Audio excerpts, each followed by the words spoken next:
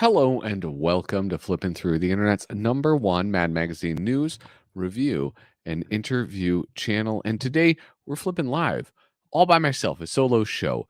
How long am I going to go? I don't know, but I have work to do. All right. And I'm here to do it with you. If you're watching right now, please make sure leave a comment in the chat. I'm about to go to the chat and say what up to everybody. You can also hit subscribe and give a thumb up to this video. I think that's called liking it. That's what they call it these days. The kids, they call it liking. Like me. Like me, like me. I beg you, please like me. Another way you can support me is patreon.com/flipping through. Link is in the video description. There, you can support me. You can give me $1. Give me $1. I'll send you this. Boom. Some stickers. Once I get those in the mail, I'll tell you. Then you can just cancel it. That's how desperate I am. Give me more than that, like $5. Boom, this awesome stencil. And I got to get some. I'm gonna go. What am I gonna do? I'm gonna go to Home Depot. I'm gonna wear a trench coat. I'm gonna go in there and I'm gonna take some spray paint. I'm gonna put it inside my trench coat where they can't see it. Then I'm gonna leave, and then I'm gonna go stay up late into the evening.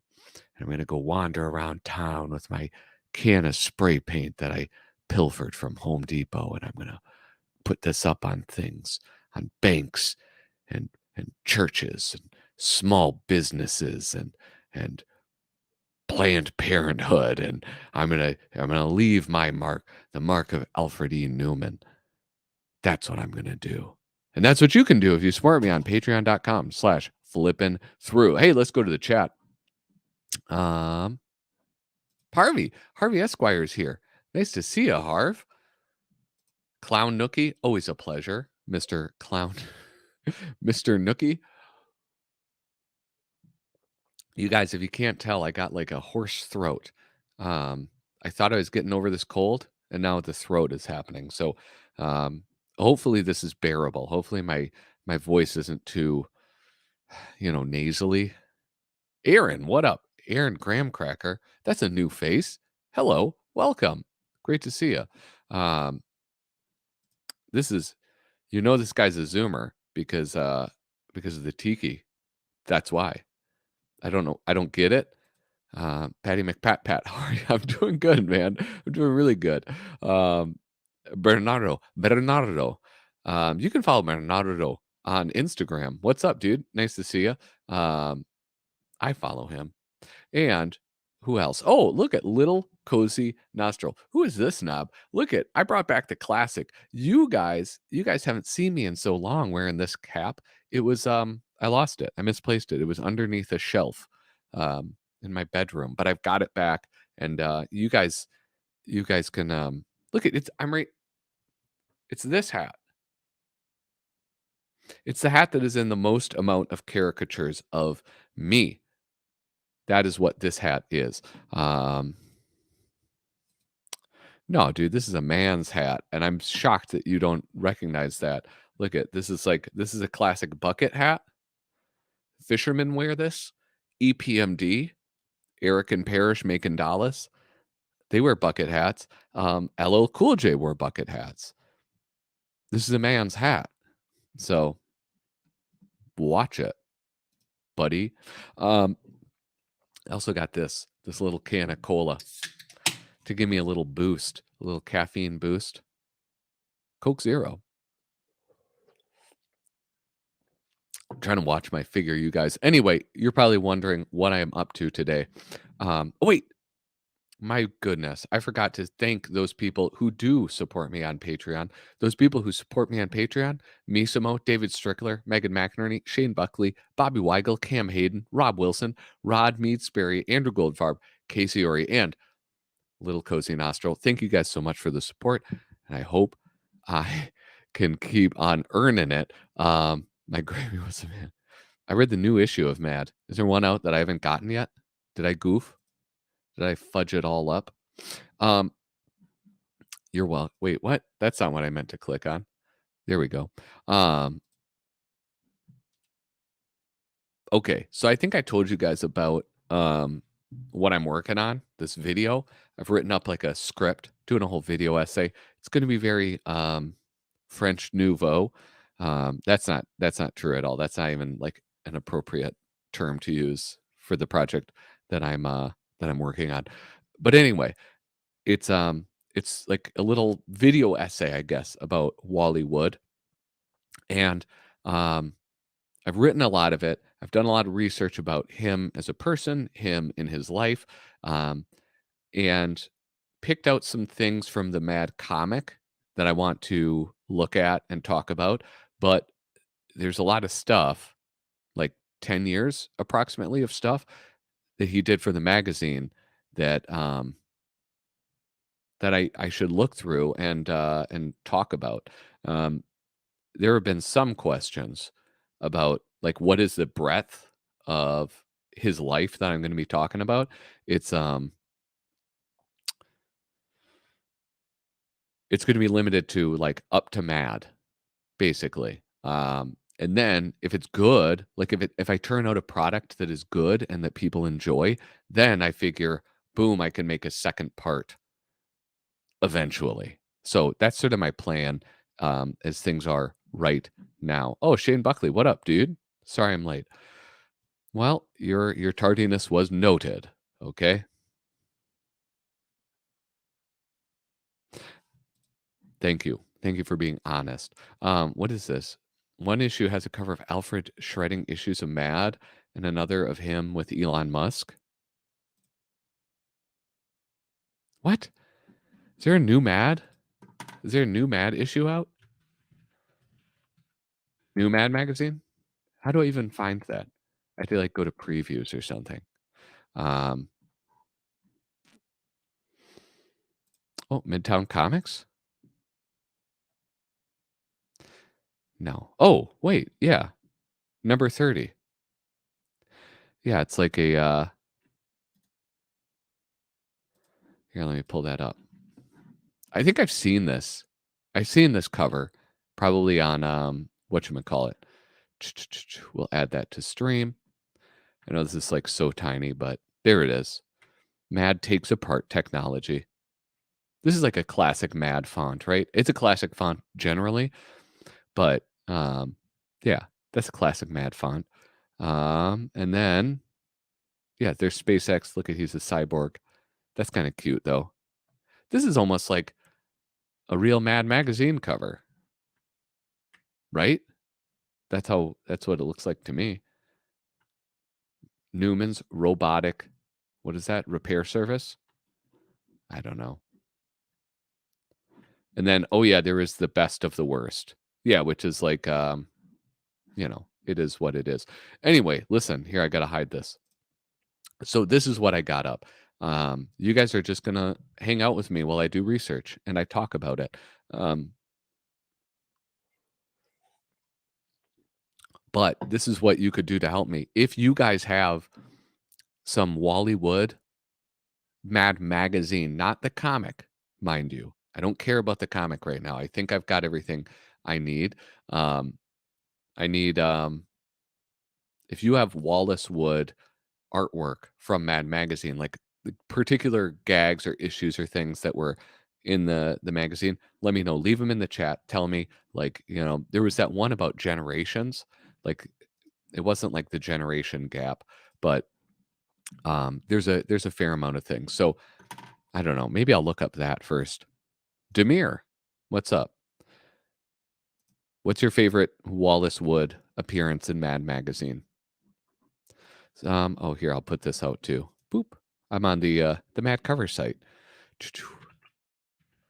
You guys know about Control F? You can find everything super quickly. Stan Arrowwood, Woodbridge. Wait, what the heck? Maybe I should have wrote Wally. Wallywood. Here we go. Okay, so this is the thing. I got to way zoom in. So yeah, I've gone through all of the comic appearances and I've picked out some of them, like Blobs is like that's going to make it into the video because that is one of my Feel Wallace Wood. That's what she I don't even understand that pun. Um, Blobs, I think, is, like, one of the best, um, Mad Magazine or Mad Comic, um, contributions.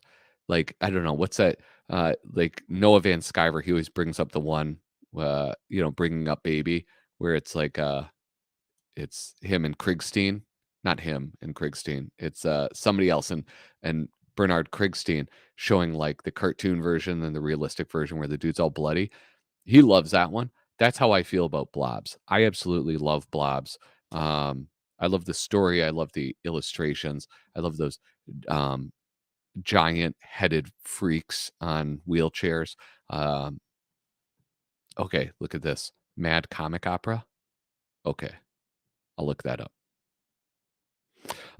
That's my favorite. So, like, that's going into it.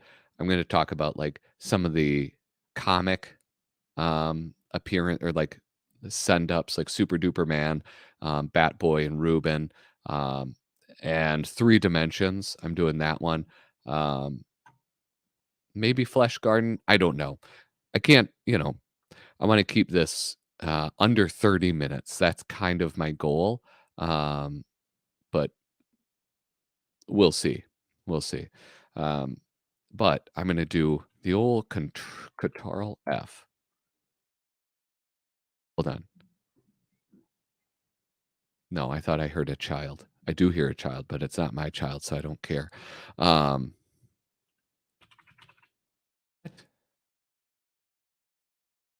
why does it keep doing that? God damn.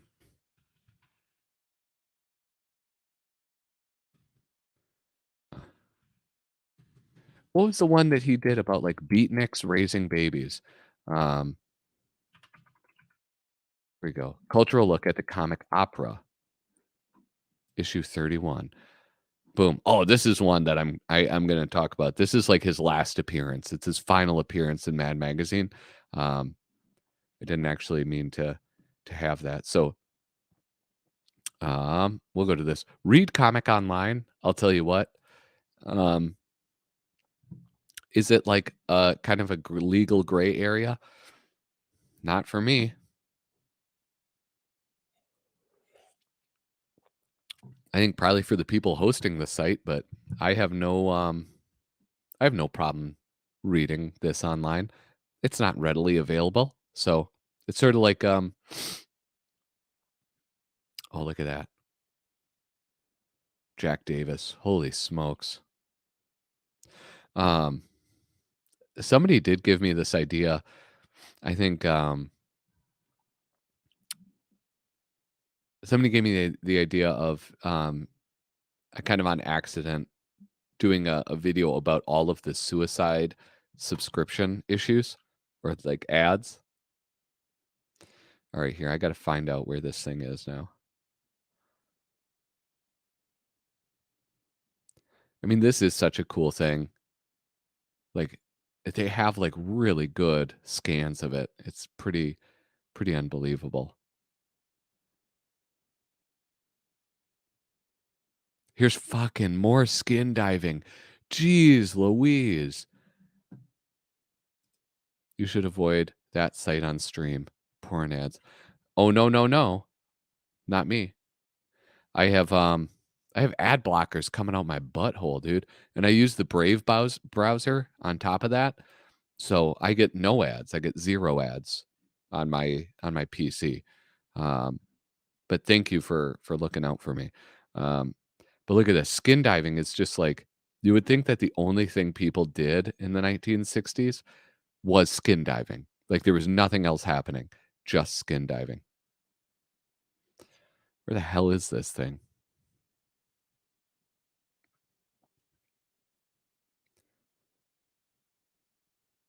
Ode to Stanley's Pussycat.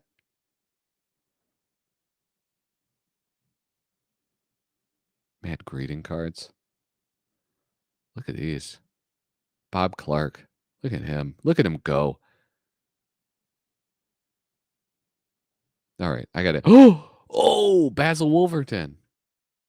Look at that. What they're saying around the solar system. I should skip over this because I haven't flipped through this issue. Yeah, I'm gonna skip over that. I can't. I'm gonna try to not look at that. What's all this jazz about jazz?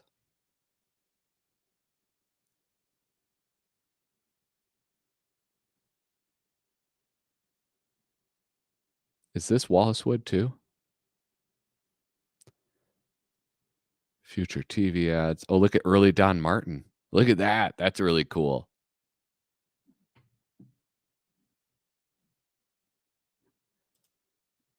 Bob Ross. Oh, what up, Bob Ross? Um, one of my top films of all times is Schindler's List. That's not a comment I was expecting to read in the chat. I'll be real with you. It's pretty legit. I remember I got a haircut like I don't know, probably 10 years ago. I watched Schindler's List, and I thought Ray Fiennes, his hair looked so cool in that. Um, he was like he was a monster, right? Like that person was a monster. That character is very scary. Oh, did I get to is this it? Don Giovanni. This is opera, right? Is this it? Okay, I think this is it. Hold on, wait. Oh, yes. He does a mandrake in if comic strip characters were as old as their strips. I'll check that one out too. Look at boom, I can put a little star next to that. Then I can find it again. Why don't I see the title of this? Am I missing something?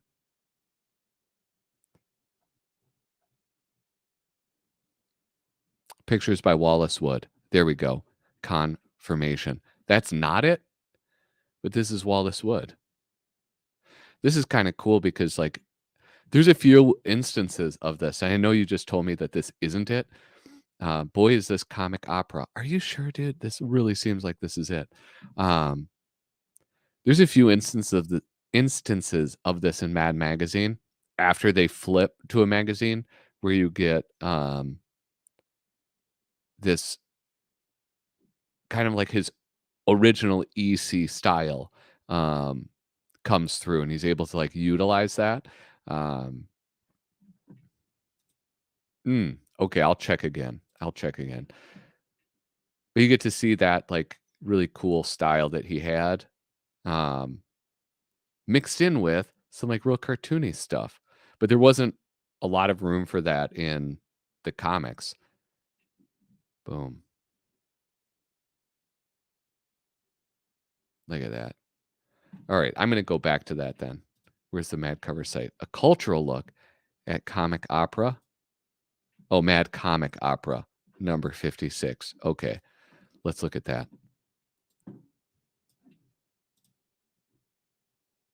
Boom.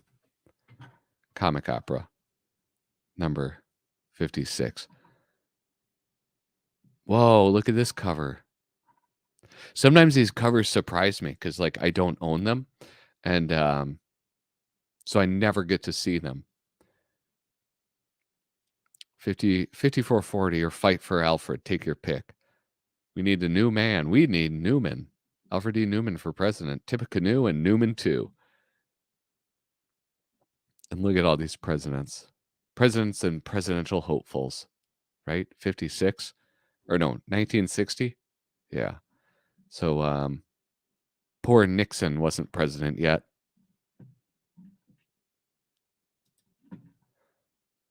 Oh yeah, look at him. He does. He looks great.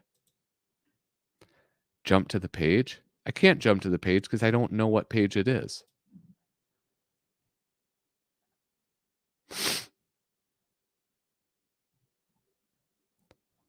Right?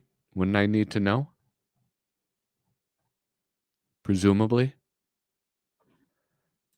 Type in Mad Comics of Wally Wood. Type in where? I know how to use the internet. I don't like I don't like your tone. There's a contents page usually. Okay. Good point. Um, but this is like just one strip of it.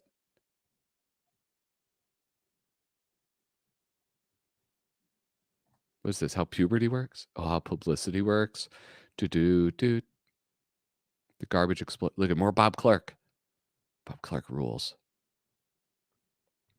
Here we go. The Mad Comic Opera. Dude, I love this already. I want to zoom in so this is looking better.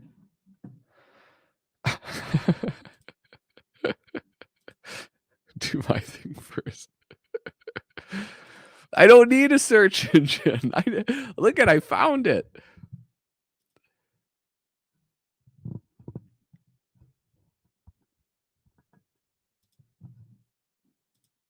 There were several, Aaron. What? Oh, the Mad Record. Oh, okay. That's a side conversation. I'm not going to get involved in that. The Mad Comic Opera. Recently, some smart producer got the bright idea to make a musical out of Lil Abner, and it turned out to be a resounding success both on Broadway and as a Hollywood movie. The way we look at it, this will probably start a whole new rash of musicals based on comic strips like Carrie Get Your Gun, Call Me Sluggo, and The Little King and I. So, to nip this nauseating trend in the bud, here's our version of a comic strip musical to end all comic strip musicals, mainly the Mad Comic Opera. Um, all right, check this out. Who wrote this? Oh, Frank Jacobs. My dude. This is yeah. Oh, I love Frank Jacobs. In the office of Dick Tracy. Look at that. Dude, there's a lot going on. What character is this? Do you guys recognize that? You have his like the rogues gallery or whatever in the background. You have this little chap, happy chappy down there.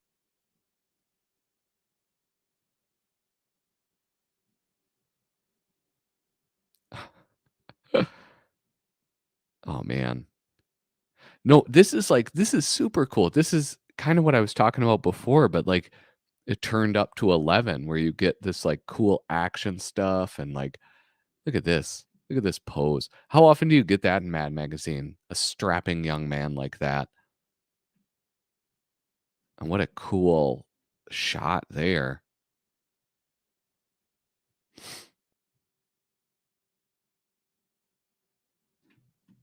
Holy smokes. You can see like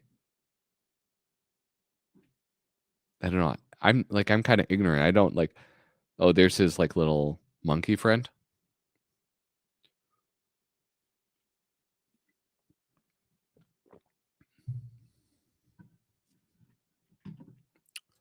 You did tell me. You told me so.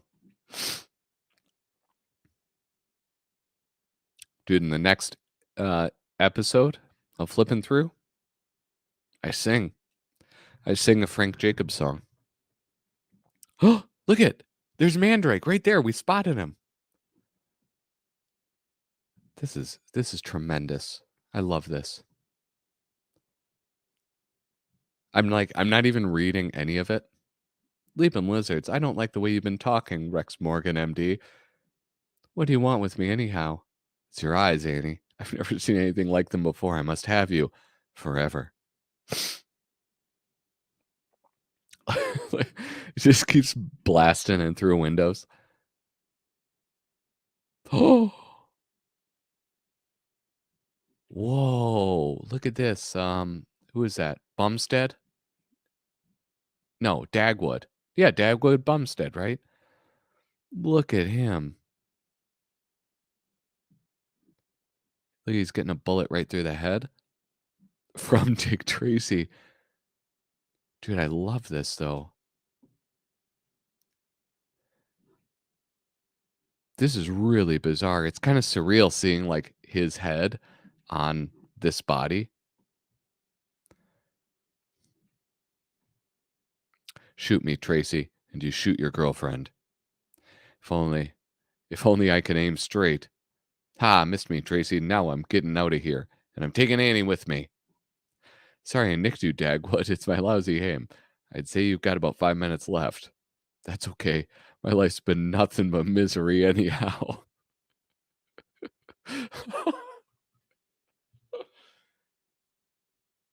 Oh my God, what is this? Old man Dithers, that old man Dithers. He pays me nothing and treats me rotten. He just keeps screaming. He keeps on screaming all day. I was singing in the wrong key, so that's why I stopped, you guys. I get no Blue Cross, no paid up pension. I'm a raise I'm needing, and don't dare mention, 'cause old man Dithers, he'd only lower my pain. Oh my goodness. This is just, like, such a cool thing to look at, that like, the staging of it, like, the posing as it changes on and on. It's amazing. Just look at me. It's just a crime, no vacation or overtime, 9 till 5 like a slob, be a minute late and I'd lose my job. I feel I'm going, it's getting hazy. Goodbye to Blondie, goodbye to Daisy, and old man Dithers can just keep screaming all day. Damn, that is dramatic. This is, like, unlike anything I've seen in Mad before.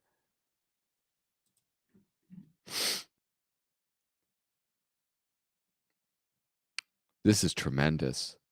Holy smokes. And then look at this page. Holy shit. Look at that.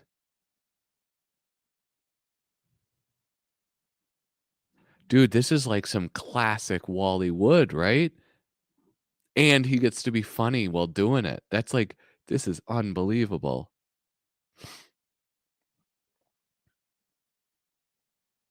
My god.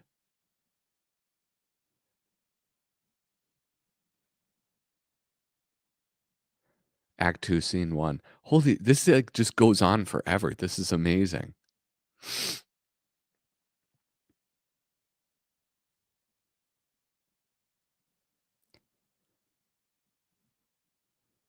One of the things I read, I don't know how true it is, but I read this. At the end, Wally Wood was getting a page rate of like $200. Think of that. He was raking it in, man.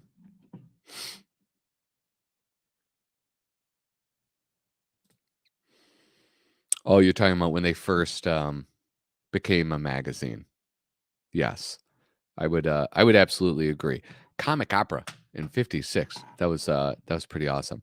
Okay. Okay, Bob Ross. Here we go. Well, first off, I'm gonna put it aside. I'm gonna pull it up on another screen. Let's see. Um, add comics of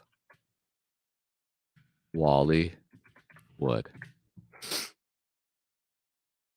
Oh, I should tell you guys this.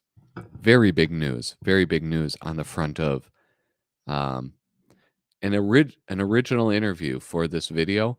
Um, I sent a message. I sent 2 messages out.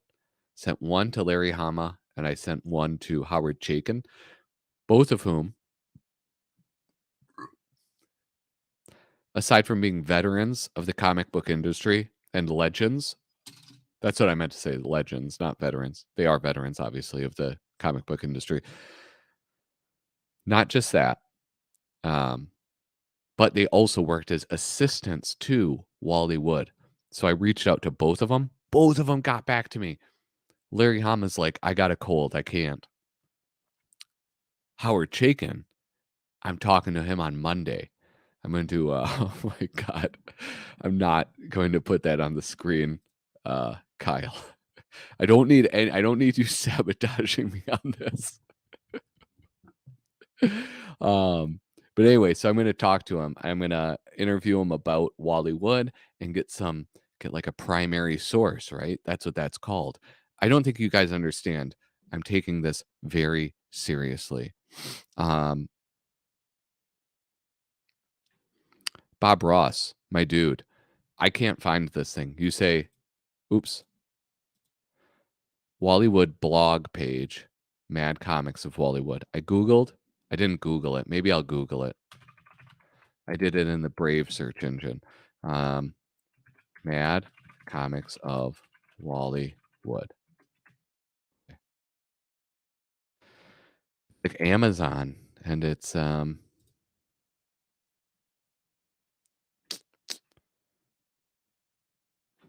I mean, there was like a Wallywood book that Mad Magazine put out. What would Wallywood do? Here, I guess I can share this again. Oh, Mad Comics of Wallywood. I found it. Okay. All right, let's check this out.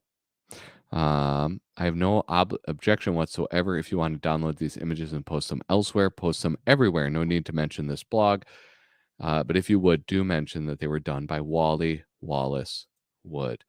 Who put this together?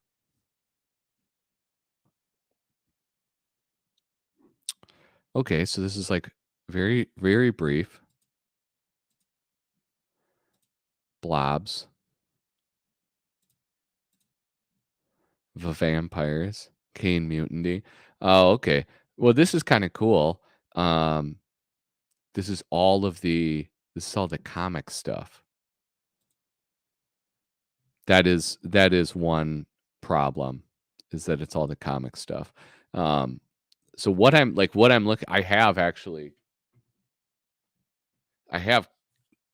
all of these. I have the Russ Cochrans. So I'm actually kind of good when it comes to the comic stuff. I've looked through all of it and I've kind of picked out the stuff that I want. This though is really cool. I love that. Like the transparent look of her dress. It's pretty sick. Okay. Anyway, I appreciate that tip though. That's a pretty neat website. The Mad Comics of Wallace Wood. So there, I got that Mad Opera. That thing's going in there for sure.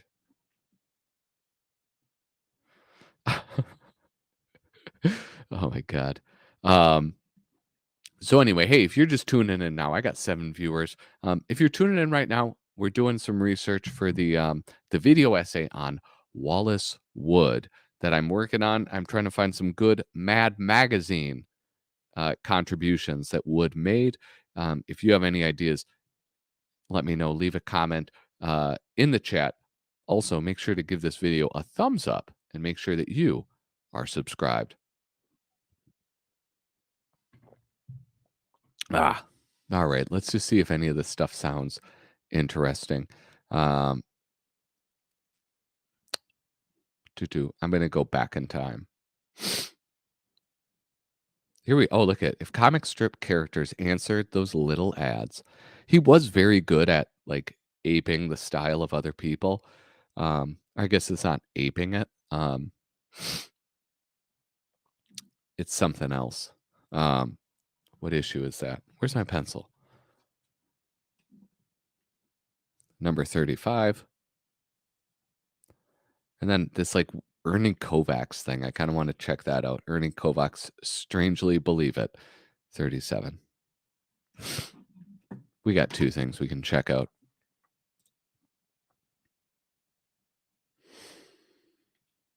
If comic strip, oh yeah, I forgot. The comic strip characters were as old. Let's type in comic. Sunday Comics bonus. The comic strip characters Christmas party. And then 72. Number 72.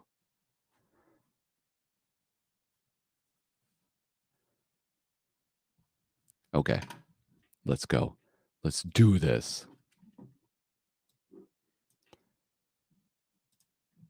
What did I say? 35.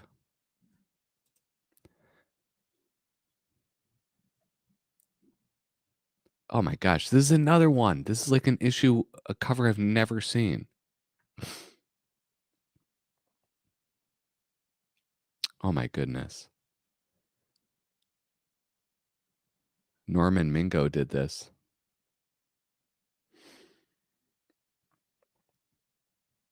Wow. It's just all it's just all of like the little things, like the little characters who sell things. What are those called? Mascots? Is that like Uncle Ben or something? And then you have the Camel Cigarettes guy. You have Johnny Walker there. I don't know, you have this Fucking dude with an eye patch. Uh, you got this hottie. That's pretty cool. I don't know who any. Oh, Lucky Strikes lady. The Lucky Strike cigarette lady. You know her.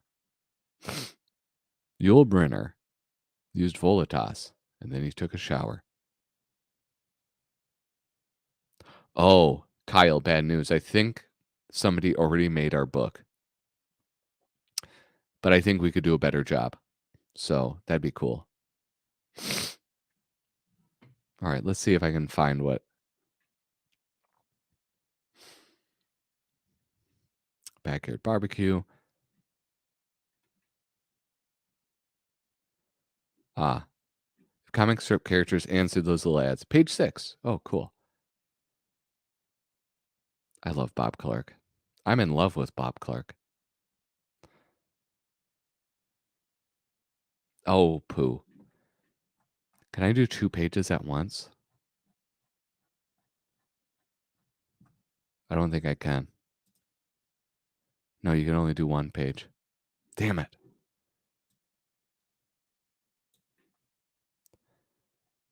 All right. Like if Little Orphan Annie, Leapin' Lizard Sandy, I've been in comics for 25 years, answered this eye makeup ad. She'd end up looking like this. Let's face it, it's about time I looked my age. Donald Duck getting false teeth. Jesus. This is awful.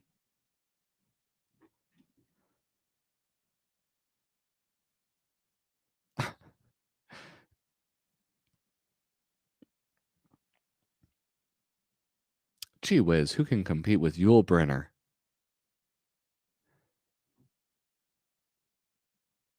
Why, like, hold on. Who is Yul Brynner?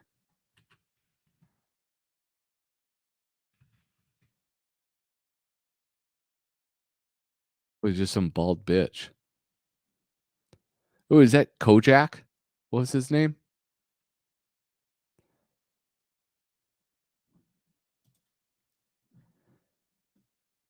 Early life in Russia? What? That's not allowed. Anyway, I don't care about Yul Brynner. Listen, I actually have to. I'm going to leave for 2 seconds. I got to get a lozenge. Hold on.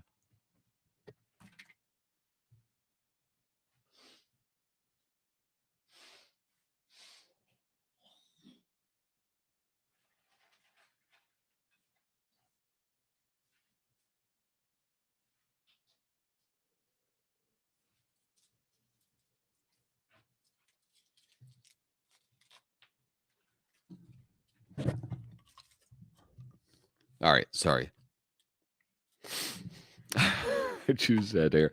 Well, I just need to grab a lozenge. It was like 30 seconds, dude. It's fine. All right. I only lost like 7 viewers. I'm just joking. I peaked at 7 viewers. All right. I mean, this is okay. I don't think this is worth really checking out.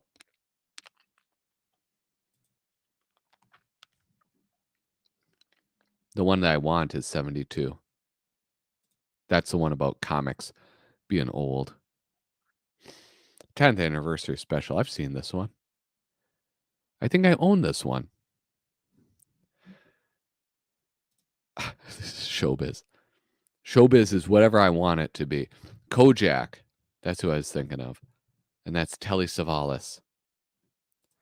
Yes. CN. What? Oh, clown. People don't want to say his name. People don't want to say Clown Nookie, so they call him CN. Hey man, it's okay. It's okay. No judging. Um,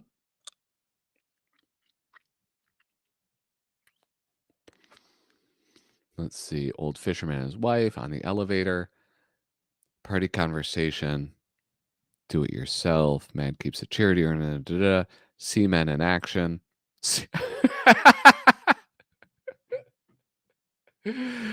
Seamen. Oh my goodness. I've seen semen in action. All right. Anyway, just grow up. Shut up. 26. How am I going to find that page? I bet it's like here.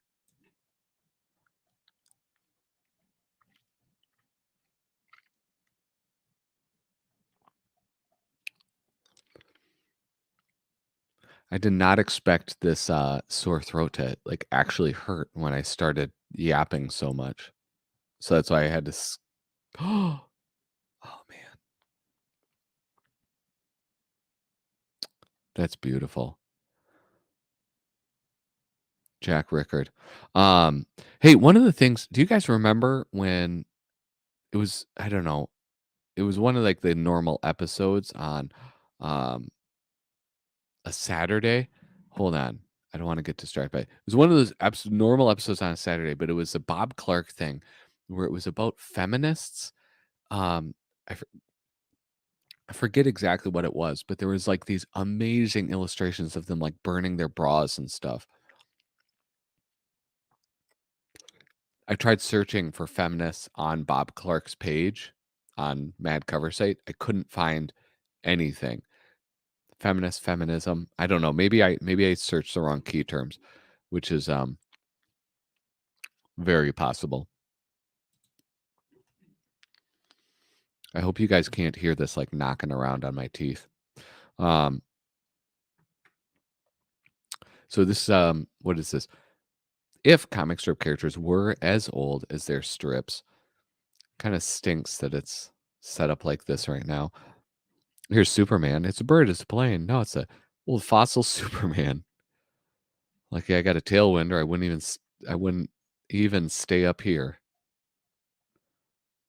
Oh my god.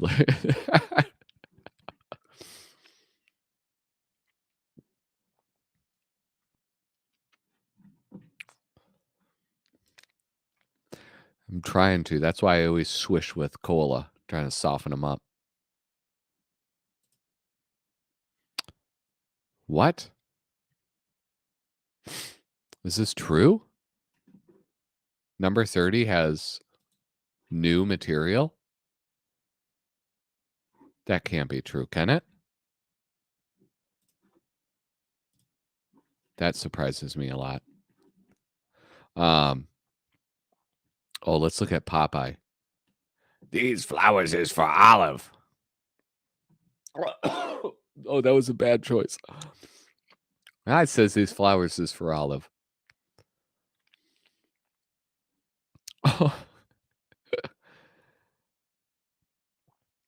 Dude, this is pretty cool, man. And here we go. The Mandrake the Magician. Mad Magazine respected Mandrake the Magician. And I love Mad Magazine for that. I wish something exciting would happen. I haven't been captured since my 89th birthday. Oh, to be 60 again. Mandrake couldn't save you now anyway. He's useless. Let's face it, Narda. He hasn't done a trick right in 20 years. Curses. Oh my god. I'll show you how good I am, Lothar. I'll hypnotize you into believing you're an old new. Just lift my arm so I can gesture hypnotically. That's what I said in the live stream. That's what he's always doing. He gestures hypnotically.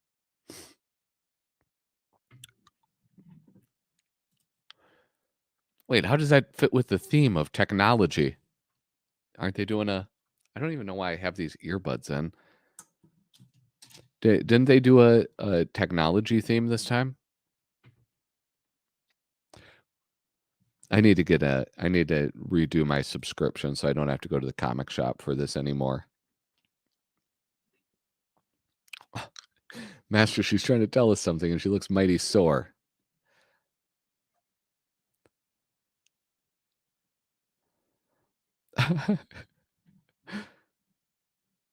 I can't understand it. It worked at the magic trick store.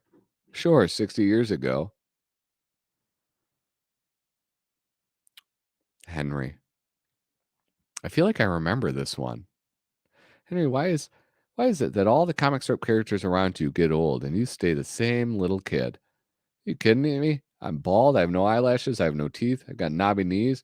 Never have anything important to say, and I'm always doing childish things. Me, Never get old? Why, I've been 50 years old all along.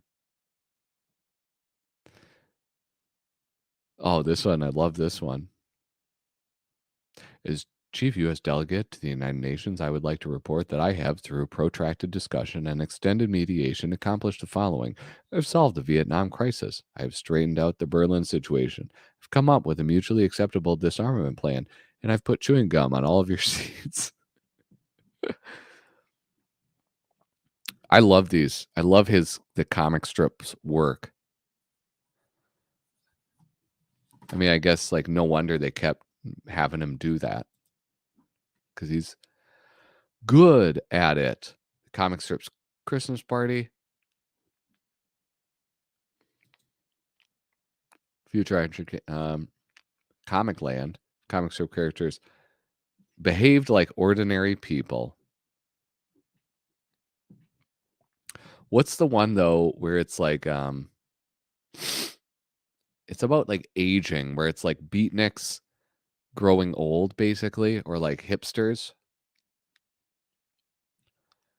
The Mad College Primer.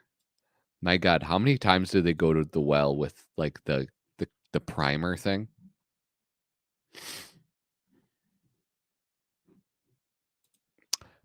Because the Sneetches have a star on their belly. That's okay. That's kind of funny.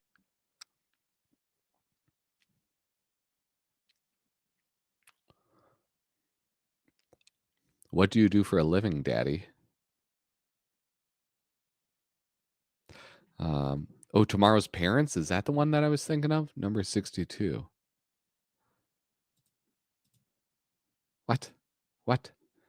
I gotta close all these damn tabs. Did I say 62?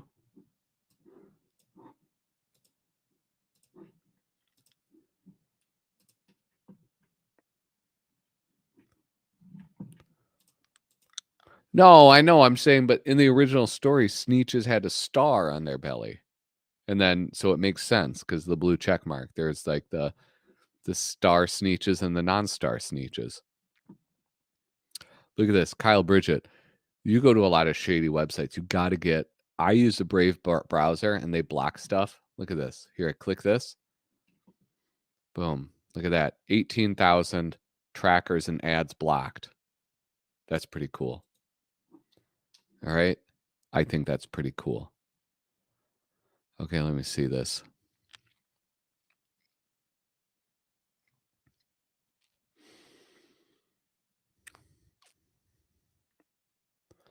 Where's the thing about parents? Did I read that wrong? Tomorrow's Parents, number 62. Maybe page 8? Is that it?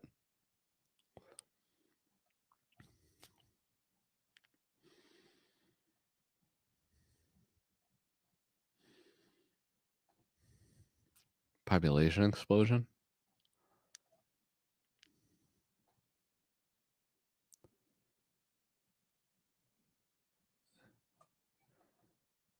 No.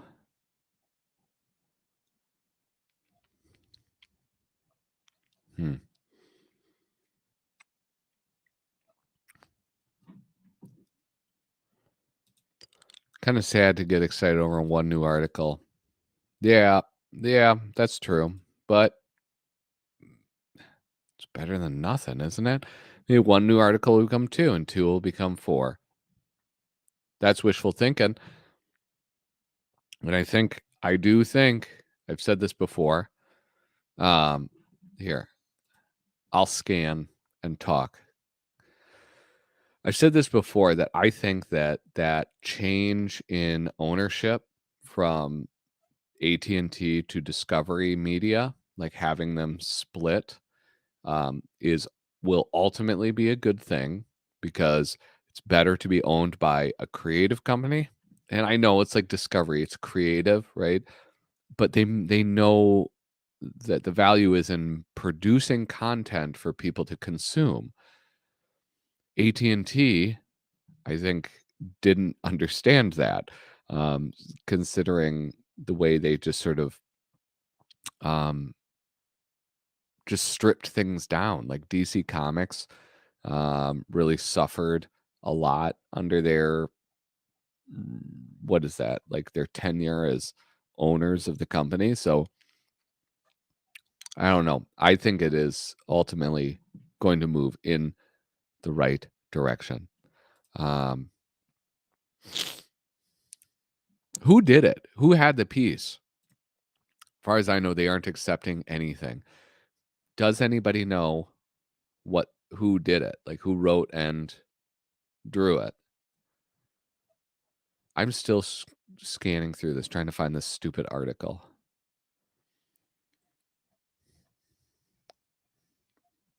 You guys, the other night I had a dream about the Gray Spy. Boom. I found it. Found it, you idiots. It's on their Instagram. Oh, okay. I found the piece I was looking for. I'm going to look up the Instagram, Mad Magazine Instagram. I've been on Instagram like a lot. Listen, I get all of these like super weird things. You know, I started watching the shorts or not the reels. And so in my Instagram feed, it's all like cartoons and illustrations and things like that. And then in my um reels, it's all workout things. It's all like buff dudes flexing. It's kind of cool, not gonna lie. But yeah. Here, let me see. Okay, home. How do I find Mad Magazine? I'll search it. Mad. Sometimes I don't know why I say some of the things I say out loud, especially on the internet. It says writer Mark Palm. Mad 30 previews on sale February 14th. Ooh, that's the love day. Subscribe to Mad, get more stupidity delivered directly to your home. Also digitally on Comixology. And from what I've heard, Comixology like totally killed itself. They've made their platform like unusable. I wonder if they actually fixed it.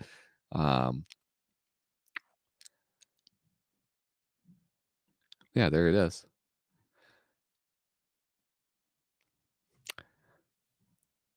I don't know. Oh, Mark Palm. Yeah, there it is right down there.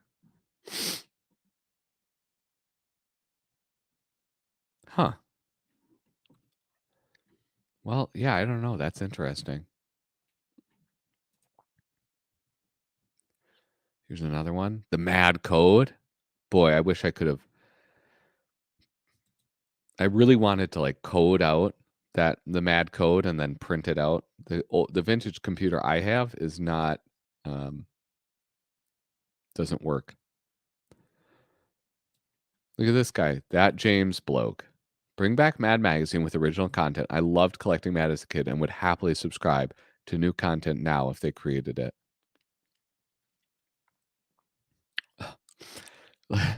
Why am I reading these? The irony here is that the catalyst for Mad's trajectory towards fading into irrelevance and ultimately undoing is directly tied to its inability to grasp new media forms as an evolving platform for content. A fascinating counterpoint, albeit cautionary tale, is rival Cracked Magazine building a digital content empire, which ultimately was unable to scale sustainably and imploded and dissolved into an ether of obscure internet ephemera and links never to be clicked again during the ranks of college humor and E-Bombs world. So this publication, From Beyond the Grave, sadly reads as a mix of stubborn Luddite bitterness and demonstrates a critical lack of self-awareness. Mad is down but not out, although every year that passes, any manner of brand necromancy will prove incrementally more difficult due to the sad entropy of fading relevancy and the growing gap between dwindling readership becoming disenfranchised with recycled content and the taste of rapidly shifting mass media market. Here's hoping for an effective reboot with new ideas. This dude got a word of the day calendar and he just flexed on you all. I think that maybe his point has some relevancy, but, and I'm glad, yeah, this is a total misunderstanding of Cracked Online. Yeah, Cracked Online was not associated with Cracked Magazine. They just bought the name of it. So, you know, I guess I could forgive him for not knowing that. But yeah, Cracked didn't adapt. It failed as a magazine twice, and then the name and logo got bought. Yeah, that's what it is. Here's the thing though, is that this is like, I would say the biggest thing against his point, and I don't know why I'm like addressing it so formally, but um there are lots of things that remained in print only or mostly print only. Like the entire comic book industry, which isn't without its own struggles and failures, obviously, but the comic book industry is still primarily print and direct to consumer, like through comic book stores. It's doable. I don't think that the failure of Mad is just because they didn't adapt to the changing media landscape. I think that Mad Magazine failed because I don't know. I guess I don't know why they failed. I enjoyed it. I was subscribed to it. I had my complaints, but I don't know that I was in the majority as far as what my complaints were. So I don't know. Maybe it's a Ronald Reagan style, like silent majority. Who knows? Mad should do a manga. Oh, that'd be sick. Do a Mad manga? It would be like like Chainsaw Man, but it's Alfred E. Newman. Which I read that Chainsaw Man. That was weird, dude. And it wasn't even weird like in the way I wanted it to be weird. Like not in the way like One Punch Man is weird. It was weird and like I don't know. It's just it was strange. Anyway, here it is, guys. Tomorrow's Parents by Wally Wood. This is the shiz that I was looking for the whole time. Hey, wait, where is my thing? But wait, know what I'm going to do? I'm going to go to the bathroom. And that means it's time for a flippin' intermission. I see that there's 7 people here. If you haven't yet, I beg you. I beg you. Please hit thumbs up and make sure you're subscribed. Okay? I am so close to 600. That would be pretty sick to make it there. And right now, I hope that you enjoy this intermission brought to you by Little Cozy Nostril.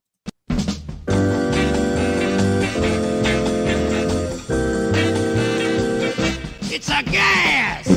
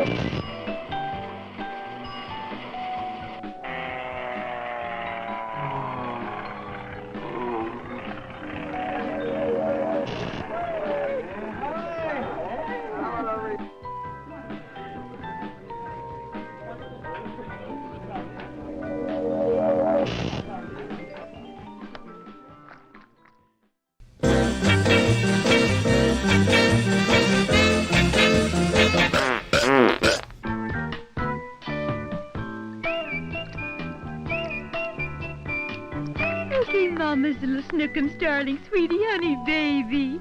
Bathing time is over. Time to get dry and ready for Betty Boy. First, we take out the little rubber dolly. Honestly, Edna, don't you think you're spoiling that duck a little?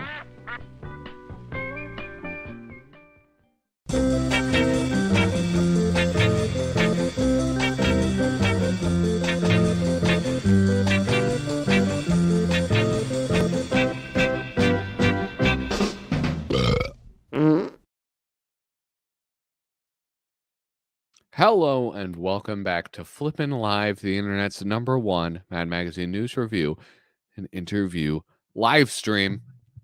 Anyway, guys, I'm back. Make sure you hit like, hit subscribe, leave a comment in the chat.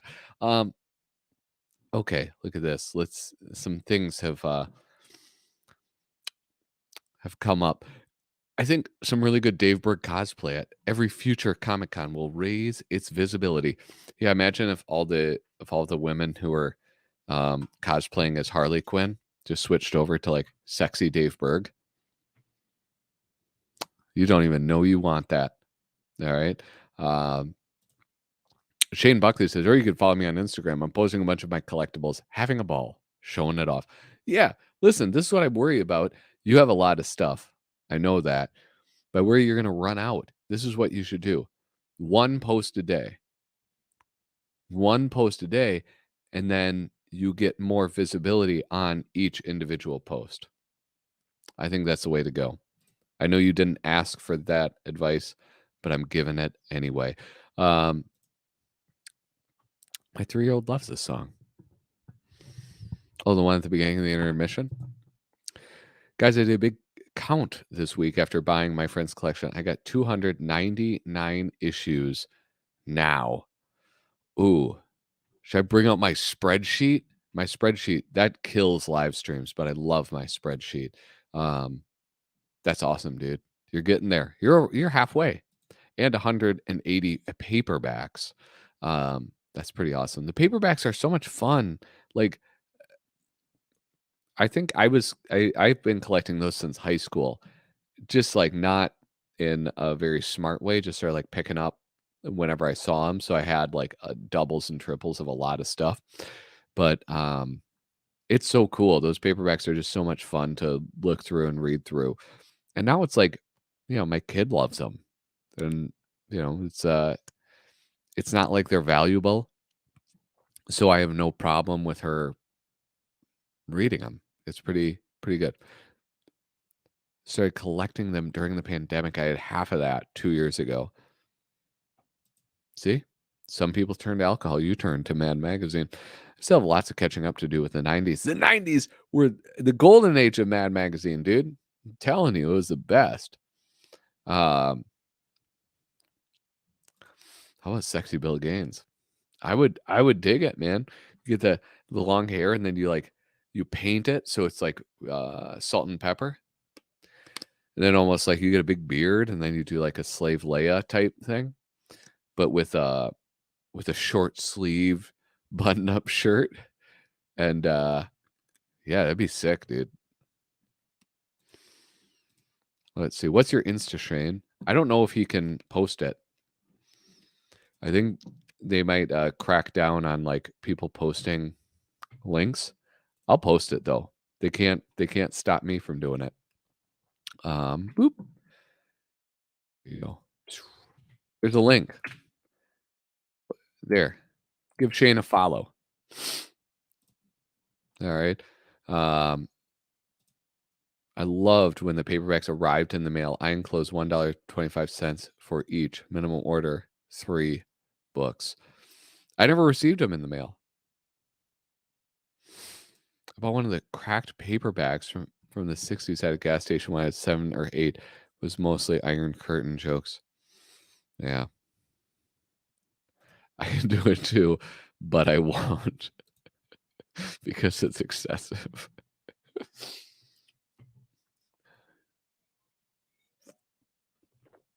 Oh man, listen, after the last live stream, I went looking for the Mad Magazine Artist Edition.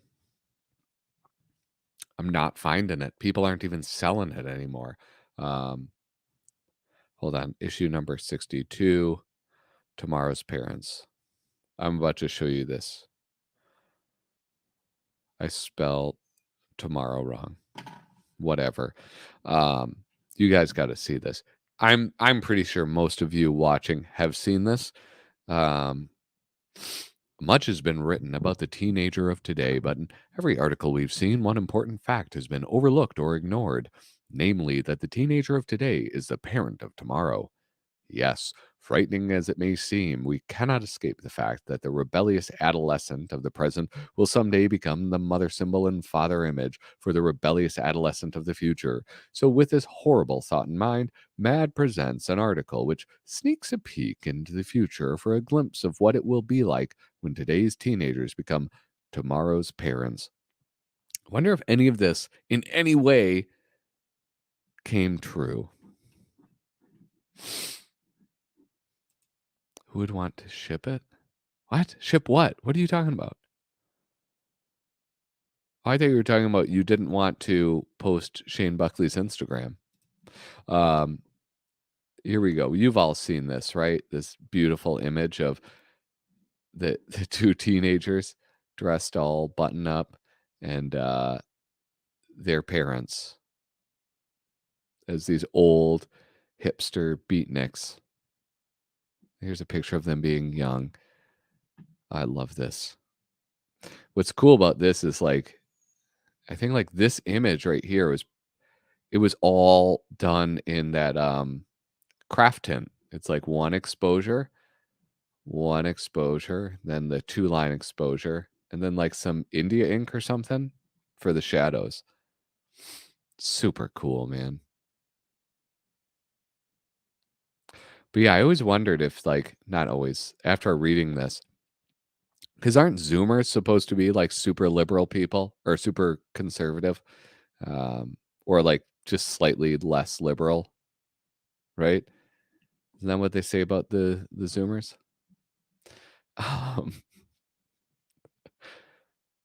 This is, it is kind of interesting to see, like,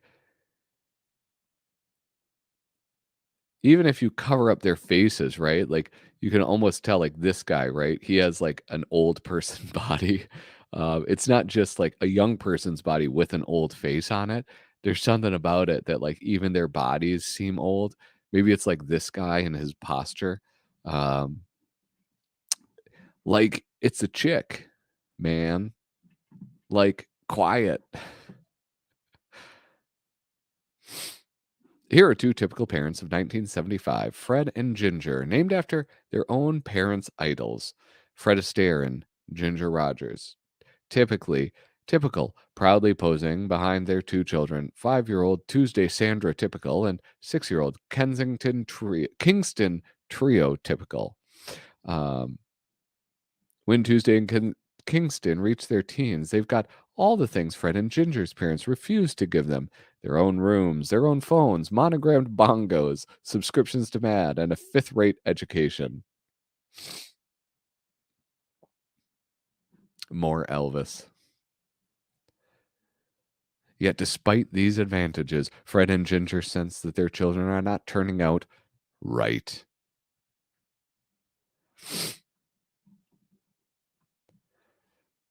Tuesday and Kingston keep their rooms neat and clean, never leave clothes lying around, read books, drink milk, watch only educational TV, hate rock and roll, don't go steady, even though both are well past 12, and actually enjoy school.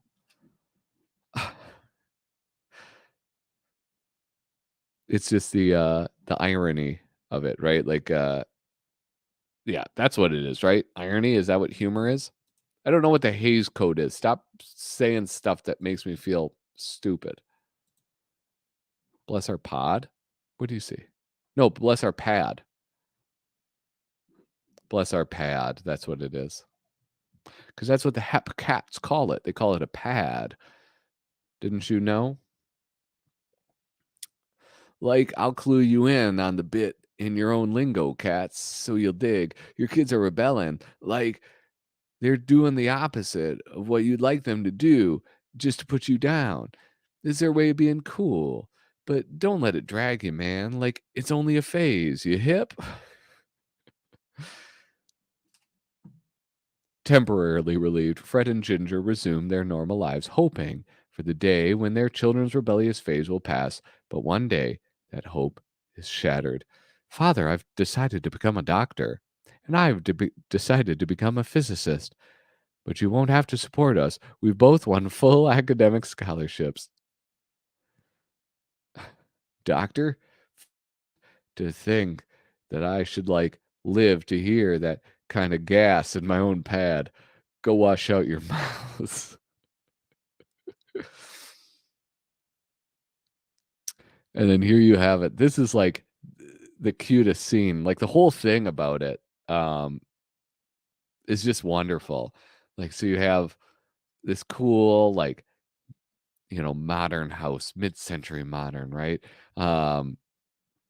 You got all of these, like, this flying cars, and you have this, like, cool Cadillac fancy car thing, and of course the children, the grandchildren turn out just fine. The grandchildren turn out all right. Kingston's remarks are prophetic. In years to come, Fred and Ginger will forgive and accept their children for what they are. However, having failed as doting parents, they will achieve astonishing success as doting grandparents, because just as their own children rebelled against them, their grandchildren will rebel against their own parents. I love it. I like it a lot. The Hays Code led to a glut of musicals. What does that mean?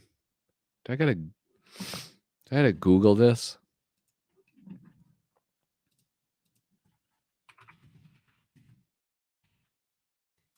The Hays Code.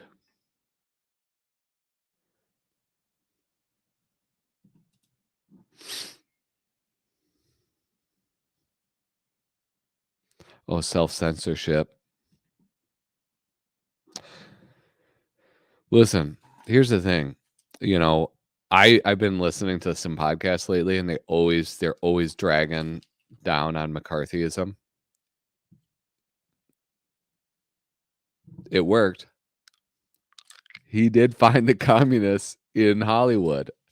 All right? People always fail to mention that. It's not a witch hunt if there are actual witches.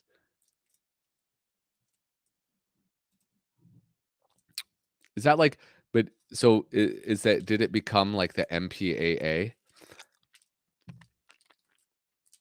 Because that's like type of self-censorship, right? Like, you want to get the PG-13 rating, or the PG rating, so you have to adjust your content that you're putting out.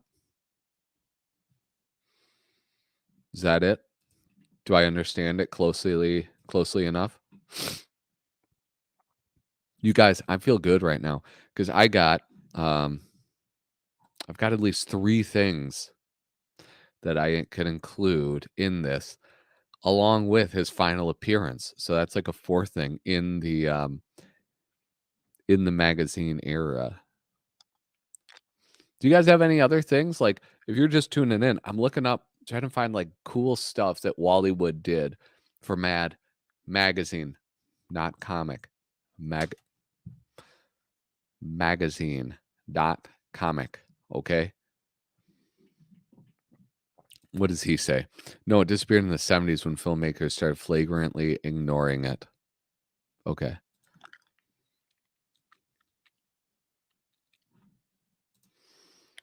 Hey, Clown Nookie, do you like musicals? I do too, but only the old ones. The new ones are like, I don't know, they bother me to some extent. This Alter Ego, ALT. Wait a second.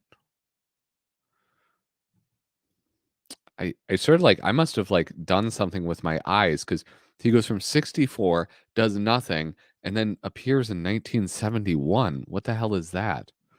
143.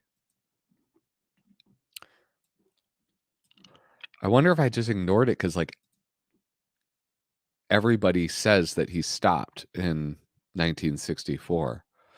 Wait, what issue was that? 143.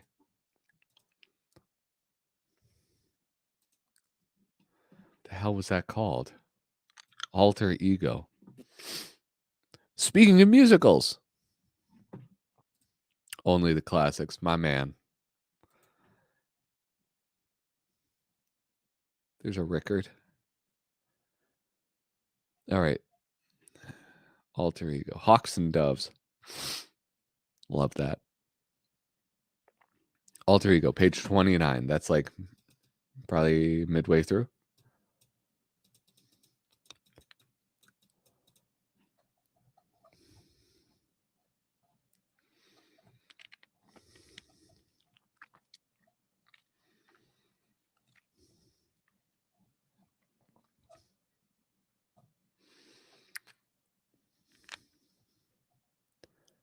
Whoa. Look at that. Oh, you guys can't see what it... Jesus Christ. Look at that.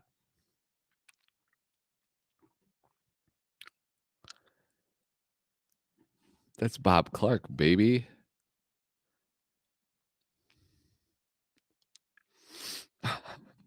From a women's lib activist. Your diamond bracelet is a chain that men used to oppress us. Your sable coat is proof of how men buy us and possess us.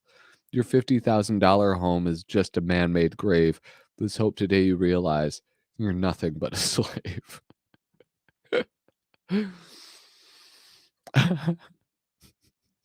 Happy birthday, mother.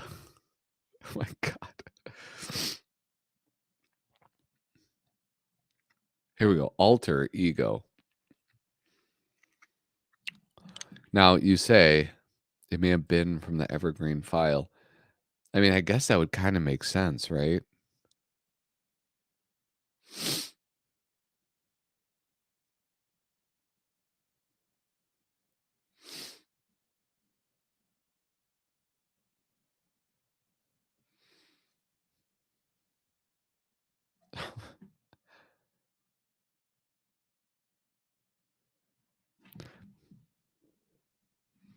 I don't know. I think people choose maybe they choose the incident at a red light because it is a little bit better, but it does look different. It does look like maybe it's earlier. Here's the Mad College primer. Now I know I was just complaining about that, like how many times did they go to that well? And it is absurd how many of the primers that they did. But they're usually pretty cool because they have like really distinct panels. And I don't know how often he did that. So it'll be kind of interesting to see that. Lighter side of.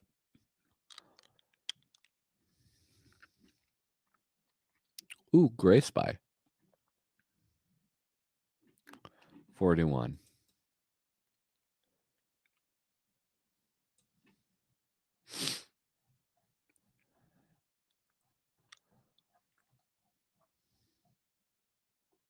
The darker side of.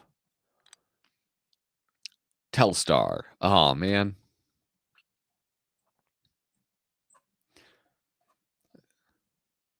Traditional chess set, modern chess set. I've seen this. I flipped through this whole thing before. Here we go. Yeah, so my first college reader, Fresh Little Tales for Little Fresh Men, illustrated by Wally Wood. Phil Hahn wrote it. This is what one of the things I don't really understand is they also said like one thing that came up a lot about him is that he preferred to be called Wallace. So that's how I refer to him as. But like, couldn't he be in charge of couldn't he be in charge of like what he is billed as? Or did he just have that name? He was just like, that's my brand. I have to stick with Wally. Anyway. See, this is the thing, is like they can be kind of funny, but it's like the same thing over and over and over again. See the professor, he teaches English lit. In fact, he teaches everything lit. The professor is a lush. Drink, professor, drink. But don't give the people the wrong idea. Not all professors are lushes. Lushes, lushes, lushes. You don't have to drink to teach college students, but it sure helps. And these are okay, I guess. It's like, well, this is kind of cool, I think. See the cheerleaders. They're full of energy. They are full of enthusiasm. Guess what else they're full of? They yell, "Go team, go! Go team, go!" Good heavens, what a racket. Soon the crowd yells back, "Go, go, go!" But they don't mean the team. They mean the cheerleaders. They want to watch the game in peace. Yeah, I don't know. I don't think this would be something I include. I mean, they're not like bad illustrations, but it's not like especially. I don't know. It doesn't turn my screw, as they say. Adult TV cartoons by Wood and Jaffe. All right, I'll look it up.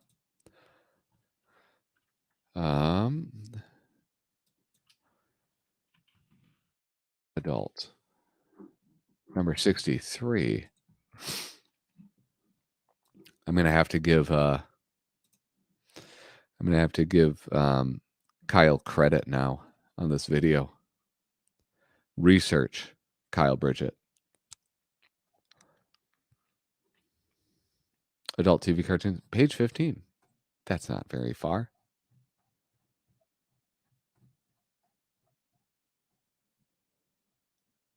Look at this.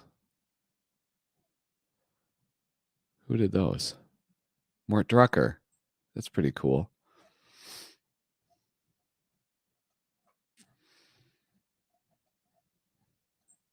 All right, here we go. Adult TV cartoons. Sample scene showing how script of new adult cartoon show is exactly the same as script of old regular type TV show.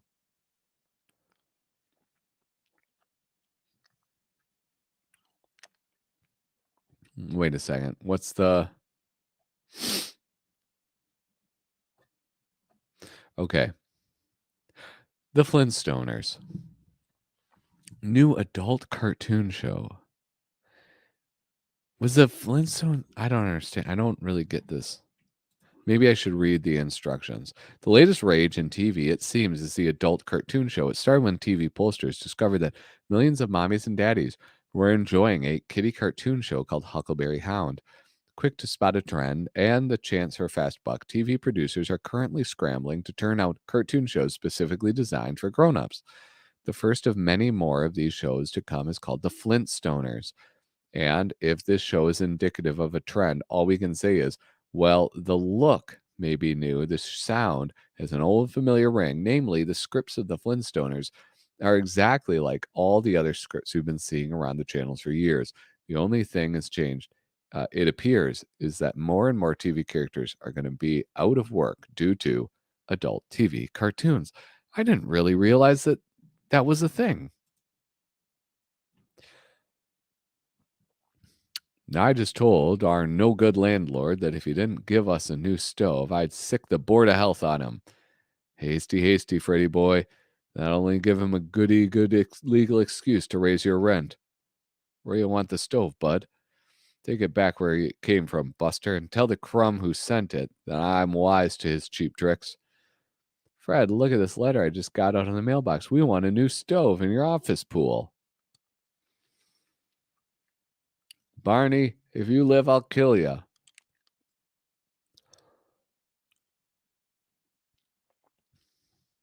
Okay.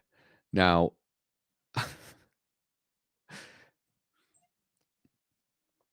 it's almost like... Wait a second. But wait, where's the rest of these? Oh, wait a second. I understand what's happening. Okay. This is... I'm... Okay. So... I figured it out, guys. I'm a big brain. So they just said Flintstones is just the Honeymooners. Boom. They make that explicit connection between the two things. And then the rest of these, this is the Untouchables. I guess. I don't know. These cartoon stories will be based on true facts from an era when dangerous bacteria threatened law and order in the land. I'm a hydrophobia.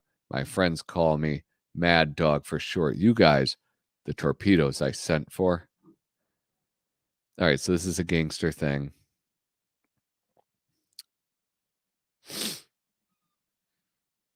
I don't know. This is one of, I don't know. I don't know if I like this. I think I hate this, actually.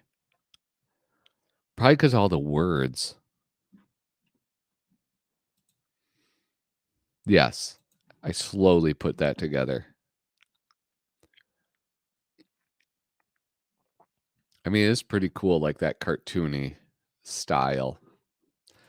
Nah, I don't think that's it. I think I need to find something that's like shows off something that I haven't shown yet, you know? It's hard to say. It's hard to say what I want because I'll just know it when I see it. All right?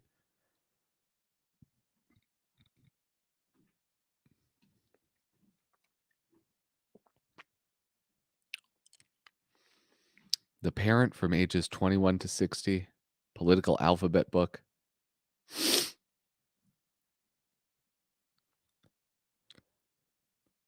New movie monsters from Madison Avenue. Wait a second. I love that. He did that other thing about monsters. I think it was like the Monster Primer or something, right? Primer. Celebrity Primer, College Primer, Horror Primer. That's right. 49. I got to do that one.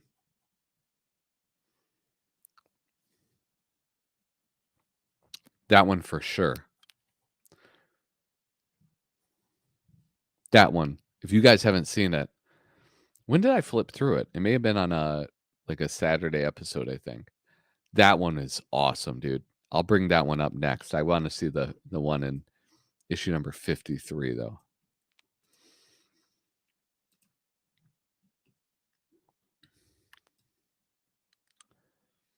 What was this called? Something about monsters?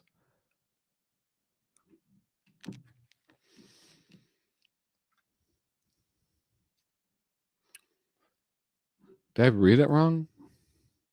It was 53. New movie monsters from Madison Avenue, number 53.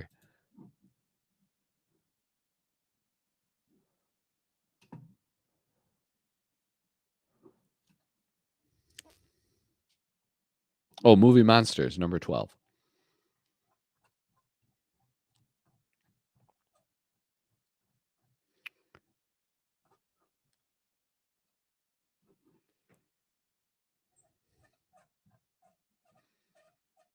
I gotta get a new mouse. Do you guys hear that squeaking?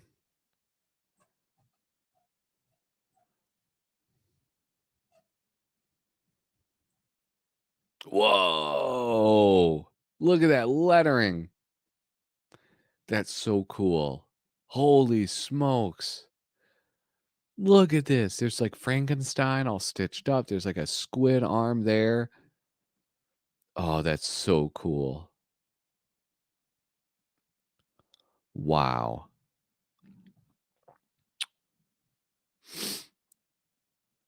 New movie monsters from Madison Avenue. Holy smokes, that was cool.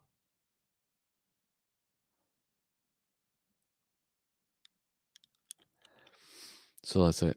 The Dynamic Changeling.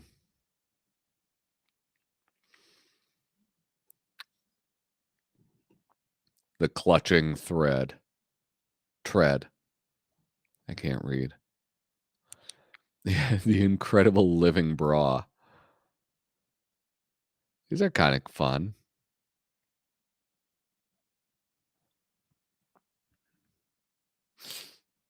The Creatures in the Mattress. The Invasion of the Giant Green. The Green Giant. It's from Minnesota. I don't know if you guys know that.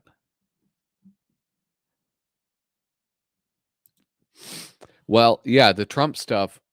This is sort of like my plan though, because I feel like I can't fit it into. I can't. I want to keep it at like a half hour. That's kind of my goal. And I don't think I can do that if I go beyond Mad Magazine. So, part 1, if that's well received, part 2 later on. That's sort of my plan. We'll see how that goes, though. I mean, this is kind of turning into not more work than I anticipated, but I think I'm putting more effort than I expected myself to put into it. Okay, fair play. Happened during Mad. What year was Trump?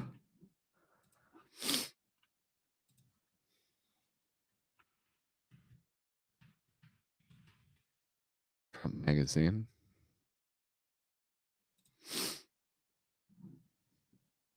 1957, yeah. So I was like in the thick of his stuff. Yeah. Can release it early in the day and call it Morning Wood. Don't encourage him, man. That was real. That was low-hanging fruit. So he left with Kurtzman, but then returned.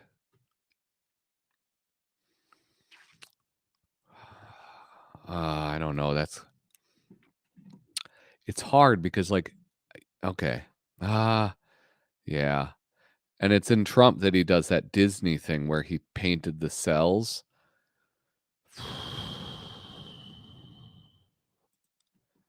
Okay. I can yeah. All right. I am considering it seriously. All right. This one is so. I'm going to go to 49. Even though I've read it recently, I know it's sick and that you should read it too. Oh yeah, this is like a really recent issue that I flipped through. The horror primer is on page 4. You guys, like, if you like the monster stuff, you'll love this. Do I have that book? You're asking Harvey that. You're not asking me. You know that answer. I do not have the book. Boom, the Mad Horror Primer. Now, this is like, I loved this. I had to show my kids that because we're watching all of these like old horror movies, like the Universal Monsters stuff. I think tomorrow we're going to read like Jekyll and Hyde. We're going to watch it. Did I say read it? No, we don't read. We don't read here. But this one is so cool. This lettering is so freaking cool. All the monsters, like the little, so you have like obviously the very recognizable ones like Dracula and the Invisible Man, and then like Bride of Frankenstein, and then you have these other ones that are like, I don't know, like here's a creature, here's Gillman right there, here's Frankenstein and the Wolfman, Headless Horseman, I guess, I don't know. Then you have this like little, what is that called? It's like a creature in a jar, homunculus. Is that a homunculus? And then here, from This Island Earth, which Kyle Bridget, my girls and I, we rented that. This Island Earth, and it was awesome. That movie is so good. It was like, yeah, it was wonderful. But these have beautiful illustrations. I mean, it's like, look at that, like the hatching on it. I think like what's so, it almost like in many ways, because of like this sort of like the hatching with the pen, it almost doesn't seem like Wally Wood, or at least the Wally Wood that I'm used to or that I'm accustomed to. So it's so much fun. It's like such a cool set of illustrations. And he does this like really fun thing with the books. Like the books normally just look like the books, but it's just filled with all of this other stuff. Like torn pages and the fingers sticking out. This seems like something that he had a lot of fun drawing. I don't know. Maybe I'm just like projecting because I love it so freaking much, but it is yeah. Oh, no. The answer is I do not have the Trump book. I cannot afford books at this point in my life. Yeah, I would like that Trump book. And then what is the other one? Humbug. I want to get that collection. Yeah. And I was acting real crazy and I was looking for other Russ Cochran collections of EC. I can't afford any of those either. Yeah, I probably will have to do that. But I like having the thing, I don't actually I quite dislike reading things online. Like this, I'm doing it because I have to. But I dislike it a great deal. But yeah, I'm assuming you're talking about this, the Monster Primer. It absolutely is. It's an oldie but a goodie. It's so good too. Man, it's good. And then look at this, the Wolfman. Oh, I don't know. Does this count as a tangent? The way this wing sort of like continues that line of her hair. I think that's a tangent. That's a new art term that I learned. My favorite work of Wood was probably 3 Dimensions. They actually sold a comic book with 1 blank page, but that's the comms. That's the Yeah, I thought that was so much fun. It's such a fun story to go back and read because um it seemed like I mean, maybe like for somebody who has like very good spatial reasoning and visual acumen, like doing some of those gags probably isn't that difficult. But like there's the page right before the one you're talking about, um, where he tears a hole in the page and you see something through it falling, and then you turn the page and you see what it was that's falling. And then if you look over at the previous page, you see the guy's face looking through the page that he just tore. And it's just so much fun as a reader to like drink all of that in. It's fantastic. But yeah, Sticks, I agree. And it is the comics, but that is one that I'm including and that I'm going to look at and talk about. What's this say? You got sleeve tats, Shane? What? Oh, Shane. We get a new addition to my Mad Sleeve in a couple weeks. Is it me? The #1 Mad Magazine news review and interview channel? That'd be sick, dude. You should do that. That's largely Kurtzman's genius. Yeah. Because he wrote everything, right? He laid everything out, but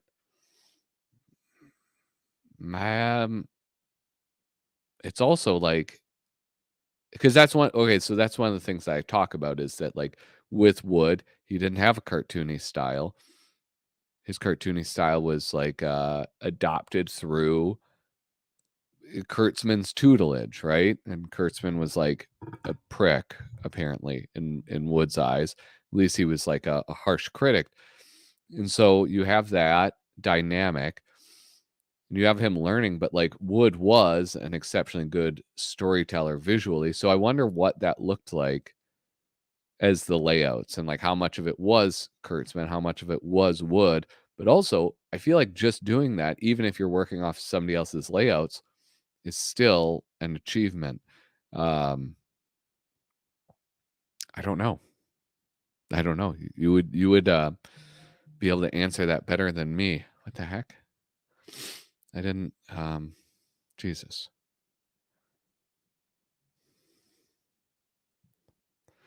Gotta mute this. Yeah. Not to take away from Wood. Well, you did. But Harvey would have laid all that out. everything was Kurtzman with layout. He'd give you a bunch of overlays to trace. Yeah, I want to like. Where can I read about that? Because I Googled it like a little bit, and I wonder. I have like a few of those like mad history books, but I'm kind of curious about where that comes from and how true that is. I'm not like saying it's not true, but I'm just I would like to read about that. Send me a link through Instagram. Send you a link? I just asked. Oh, okay. You want to join in. Okay. Here, hold on. Invite. Copy. Okay, hold on, guys.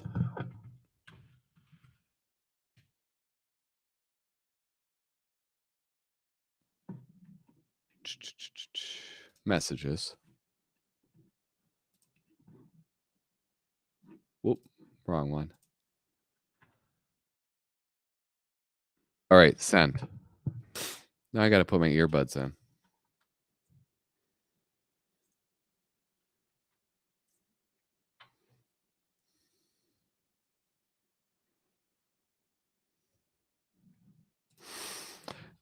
Tonight's lesson, number 471, we should never take Mad for granted. They could have easily foisted some shitty second-tier artists on us, but they didn't.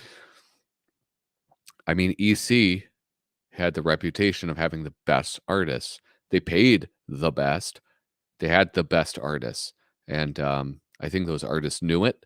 And I think EC knew it, hence the pay. It's pretty, like, when you look at what EC put out compared to like some of the other things, it's astonishing the difference in quality. Ladies and gentlemen, a surprise guest, Mr. Kyle Bridget. Hello. Can you hear me? Yeah. Yes, I can. Honestly, I set everything up really quick, so yeah. Can you hear me? yes. All right. So we have Sticks McFly says, honestly, Kyle should just stream with you on every live episode. Get this. He's your knucklehead sidekick. Yeah. Sure. Despite Hey, me being I'm a bona fide idiot here. I'm the only one who's been in the mag here. Well, it's what's especially amusing resident about that expert is, here. That's I'm like the animal expert you bring on like a late night show or something. Yeah. The guy comes in with a monkey. Oh, sorry, I accidentally took up. Have you seen this book? Little Annie, The Art of Harvey Kurtzman. Yes, I have seen it. Yeah, so this just gives sort of like it. This isn't as good as that Mad Artist edition. Yeah. But this does actually have like overlays for. This is for Little Annie Fanny, so it's a little more elaborate. Yeah. It's like painted. This book's a little musty. But like this is how he would give it to you, you know. So like you at least get one of these. Yeah. And it's like, you gotta trace over that shit, you know? So. Oh, jeez, I keep hitting the wrong thing. So he would expect you to be, like, it wasn't a suggestion. It was. I mean, it would have probably depended, like, because he does thumbnails too. So, like, the thumbnails for, like, Super Duper Man, that's wood, right? Yeah. I haven't seen any overlays for that, and the thumbnails for that are pretty rough. Okay. But for like that 3D one, there's no way he would have been like leaving that up to wood. Yeah. He would like that was definitely like Harvey had a vision for like playing with the medium. Yeah. Stuff, and that's what he would give you. Well, that's like, I should just send you the thing, the script that I wrote up. Maybe I'll just share that tonight with you, because like there are things like from Kurtzman's reputation that I just sort of like wrote that I think appear to be true based on like what you have told me about him being like very exacting about what he wanted. Yeah, he was a control freak, I think. Yeah. A bit. And it makes sense, I guess, too, like because the 3D one, I mean, that was like how many issues in? It's not like Wood had like a ton of comedic drawing experience yet. Yeah, I don't know. I can't think of really anything Wood was doing comedic before Mad off the top of my head. He was Well, I kind think of like more like, you know, like sexy action, you know? yeah, yeah. And like sci-fi, beautiful type of stuff. But he was working with other people too. Like, I think like when you were on my show and we were looking at like Mad artists from before Mad, I Yeah. think we found somewhere he was working with like Elder and stuff. Or there's another person he was working with too. I can't remember who. Yeah, he worked But like one, I don't know, I don't want to give away the whole video. But yeah, he had like this little studio of people that he worked like just a shared space, and they worked for like Tower and Avon and all of these kind of smaller publishers. And then almost like a bunch of them made it into EC Comics and started working together in the big leagues, so to speak. yeah, So, that would have been like when Gaines took over from his dad, yeah, and they stopped being educational like comics. religious comics mainly.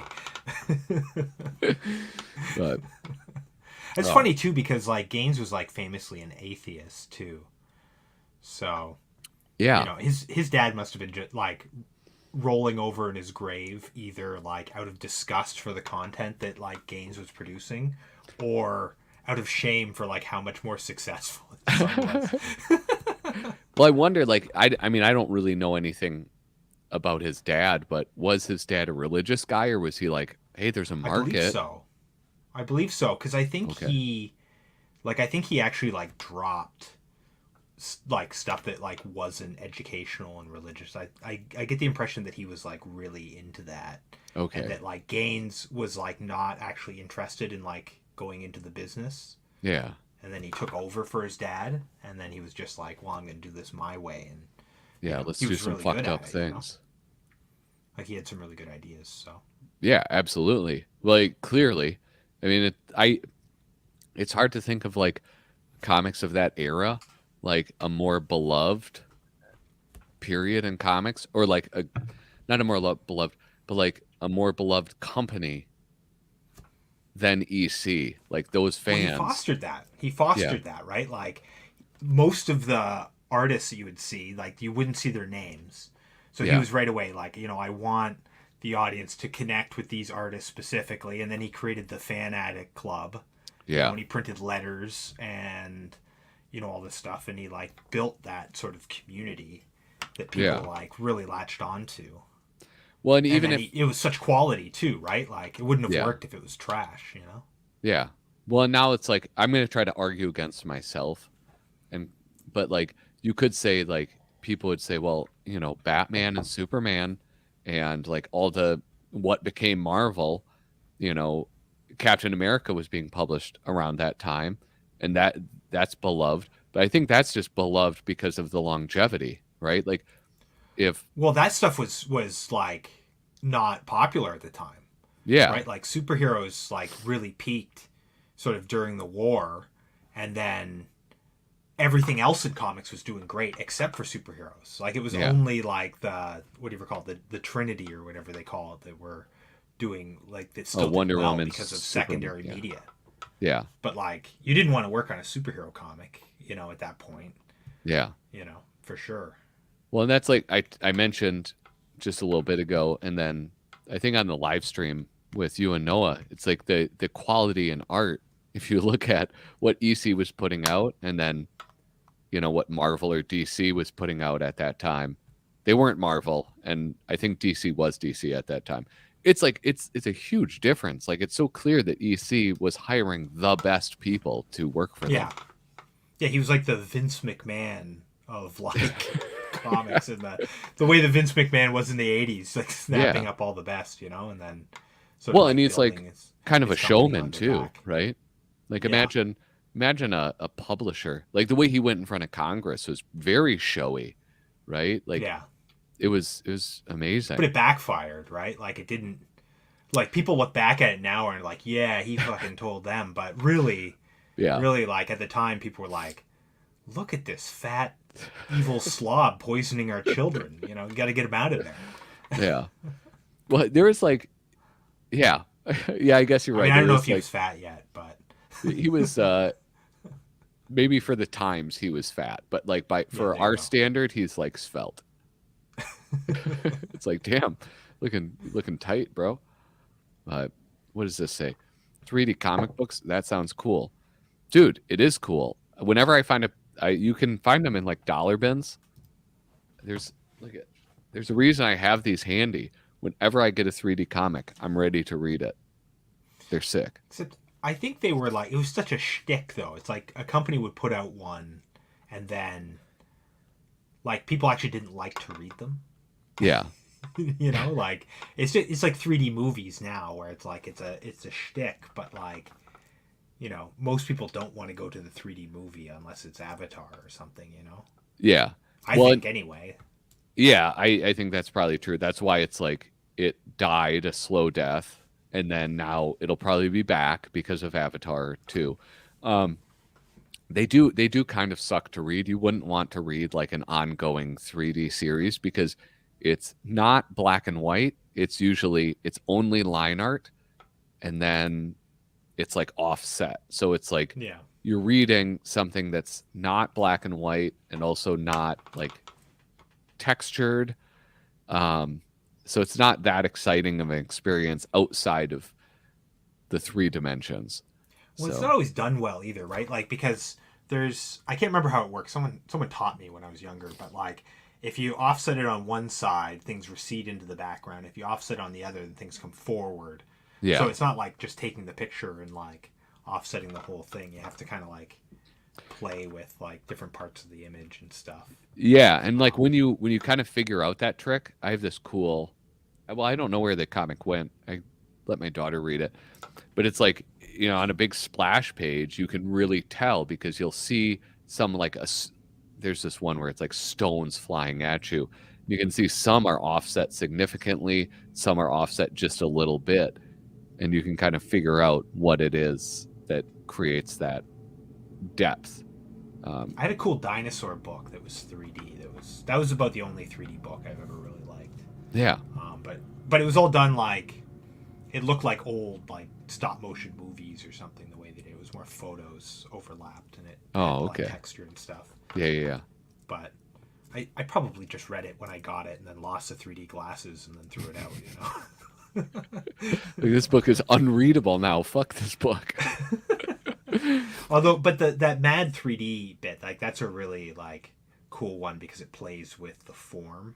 Yeah. Did he do any of the TV parodies where like they have like the horizontal lines? I can't remember if Wood did any of those. Mad comic. I think he did. Well, I think we were on a live stream when we were looking at something with that, where it was that effect created with the horizontal lines. I don't know if it was Wood though. Well, because that's the genius I think of like the original Mad is that it really, like really looks at the medium that it's like spoofing. So it starts with comics, but then it's like looking at TV and like advertising and books and all sorts of stuff, and it like I always found that interesting that like later they never did that. When they would do a TVD parody, they wouldn't try to draw like the way that it's like has lines across the screen because that's how like broadcast TV worked or whatever. Yeah. But it was really picking up on like, oh, this is a crude image and it changes how you relate to the thing, and even the aspect ratio would be correct. Yeah. It'd be like that weird 3:4 thing. I never thought about that. I mean, that's like because it's like making this sort of a simulacrum of watching television, and watching television back then was kind of shitty. And like it was a distinct image that you were seeing. But it was also like, so were comics, right? Like comics are really kind of like low definition in a sense. Like even when the artwork's like beautiful and stuff, it's still like it's crude compared to like like a crisp, clean movie or like a photograph or something, Yeah. And so, and you have to know how to read it, right? Like it's involved, like if you don't know how to read a comic, then, like my 3-year-old looks at comics and he doesn't understand, like this is another part of the story. He'll just be like, oh, there's Batman here, and there's a Batman here, and there's a Batman here. Yeah. You know. It's like, boy, there's a So lot of Batmans. yeah, I mean, have you ever read Understanding Media by Marshall McLuhan? No. It's like a book about media. He's the guy who coined the phrase "the medium is the message," Yeah. which maybe you've heard. Yes, I have. Yeah, he actually he wrote a book about media. That basically is that premise, right? That like says that like the important thing isn't like what you're looking at. Like it doesn't matter if you're reading the Mad comic book or you're reading EC comic books or you're reading Superman. You know, what matters is that you're reading a comic and like the way that you relate to that and how you relate to the world as someone who does that. Yeah. But in that book, when he has a chapter on all these different mediums, and on the medium of comics, he calls it a mad vestibule to TV. Yeah. And he talks about how like TV really challenged comics in a way that like, you know, comics didn't challenge film, you know, because they're so different. But Yeah. he considered TV and comics to be kind of the same thing because they were both cool mediums in which, you know, they deliver in low def and they require a lot of audience participation. Yeah. Which like you don't think of TV like that, but like when you think about like watching it on a crude black and white TV where the screen is this big and you know you can't see a lot of stuff that's going on in the picture, you got to kind of fill a lot of that in yourself, you know. Yeah. Huh. What is that? Understanding media? Understanding media. I have a copy Okay. of it somewhere. I'm gonna write that down. Because it's like an academic book though. It's Oh, kind of heavy reading. But really, really interesting the way he like talks about like different types of media and how like they changed the world and you know, it's like because you've got hot medias and cool media. Like a hot media delivers to like one sense mainly in high definition, and you just kind of like receive it. Would that be like radio or a podcast? Yeah, exactly. Like radio is like a high def, like is like a hot medium, but TV is a cool medium. Yeah. So it's like you can introduce if you have a culture that's like watching TV is like the main sort of thing. You have a cool culture. And so you can introduce new cool medium and it doesn't really upset the culture. Yeah. But then if you introduce a hot medium, it kind of like things change, you know, like that's why I think when TVs turned high def, I think that like really, and TV became like this like sort of like prestige thing where like basically TV became movies in a sense, you know. I think that really like changed the way that people related to information, like more so than even the internet, which I think is a cool medium primarily. Yeah. Well, you Not think that the internet's a cool one? Well, I mean, the internet's not really a medium unto itself. It's kind of like there's different sort of media on. Yeah, it's like a using the internet. vessel where you can access podcasts Yeah. or YouTube or social media, which is again a blend of hot and cool. But what do people do on like, you know, on the internet is you watch like streaming video in low def, you know, like on YouTube, you know, Yeah. 480. Whereas like if you Good watch it point. on your TV, you know, it's like way bigger and it's like 4K or whatever. Huh. All right. Anyway, I just wanted to show you those Harvey Kurtzman overlays and like Yeah. how that he would actually like lay out something like that. And again, not to knock Wood because he's a phenomenal talent. But Yeah. I find that interesting that he thought Harvey was kind of an asshole. Yeah, I found some like quotes, both like Harvey talking about Wood and then Wood talking about Harvey, and it was like there's respect there, but it was like I don't think he liked the Wood man doesn't very like much. criticism, clearly. Yeah. Like, he doesn't like criticism, and he probably wants to be kind of in control. Yeah, which I mean, I have to say I'm really stoked about being able to talk to Chaikin because it'll be, I mean, that's like a primary source. That's like, you know, there's not many people that I have access to that have interacted with the guy himself. So, yeah, I think it'll be kind of interesting to get his take on it. He's done a lot of interviews, but a lot of the interviews I've read is just like, how'd you like Wood? And he's like, he was an alcoholic prick. And then they're like, okay, moving on. But I don't know. I've written down a lot of questions that like I want to suss out that a little bit and get a better sense of what his personality was actually like from the perspective of somebody who like worked with him or worked for him rather. Yeah, it's interesting. Yeah. Yeah, I wonder like, if he was an asshole and like, but you respected him, and like you were like, it's like a privilege to work with this guy, or if he's just like this dinosaur, like, he's hung up on like all these little things, and maybe they're not so important, Yeah. I'm looking forward to it. Like, I don't know that much about Wood really. Like, I'm familiar with a lot of his work, but I don't find him like he's not as interesting as the other Mad Guys to me. Like he's not one of my favorite Mad Guys, even though like he's top tier. But yeah. I'm more interested in like Davis and Elder and. Well, you know what? Know what it was that really got me into him is. Well, you know what? No, I'll tell you. I'll tell you once the stream ends. Never mind.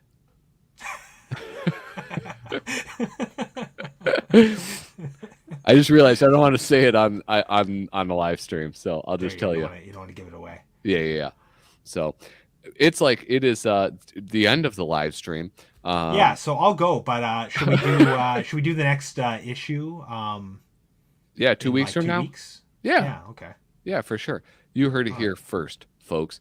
Yeah, thank you guys so much for coming by. Kyle, thank you for inviting yourself. You are always welcome. I'm not going to go through. I'm getting so tired. But make sure you hit subscribe, double check you're subscribed, and leave a comment down below. Toodaloo.